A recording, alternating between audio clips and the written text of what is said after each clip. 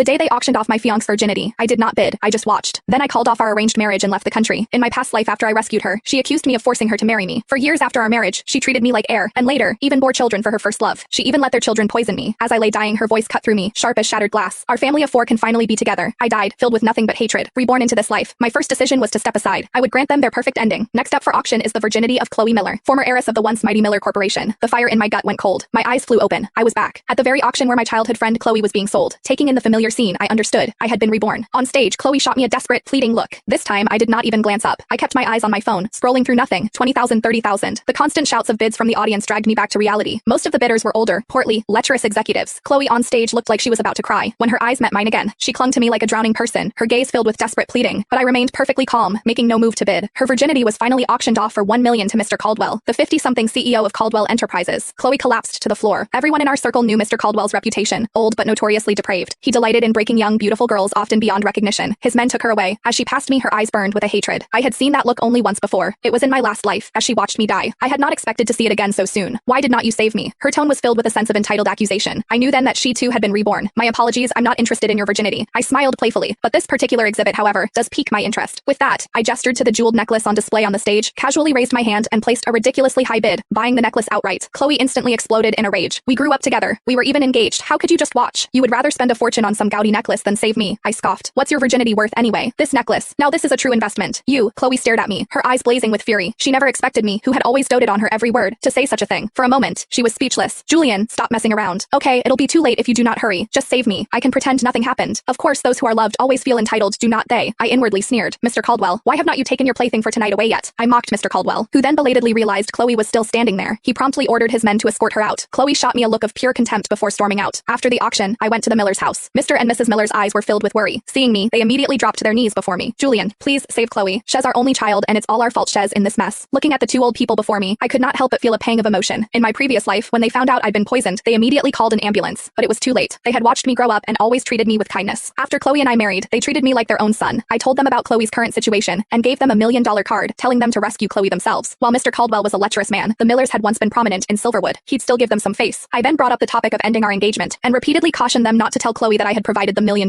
I explained the reason for breaking off the engagement. A flicker of surprise crossed their eyes. Could there be a misunderstanding? Chloe has never told us about having a boyfriend. I saw it with my own eyes. Though reluctant, seeing my earnest attitude, they could not help but agree, saying they'd talk to Chloe when she returned. Chloe was brought back home. I still ran into Chloe at a friend's gathering. When Chloe saw me, her eyes were filled with hatred. Julian, to raise a limit to playing hard to get. Do not come crying to me to take you back later. I did not understand. I was letting them have their happiness, yet she still felt the need to humiliate me. I offered a slight smile, saying nothing. Finding herself ignored, she did not push it further. Just as everyone was having a good time, Chloe's first love, Blake, burst in.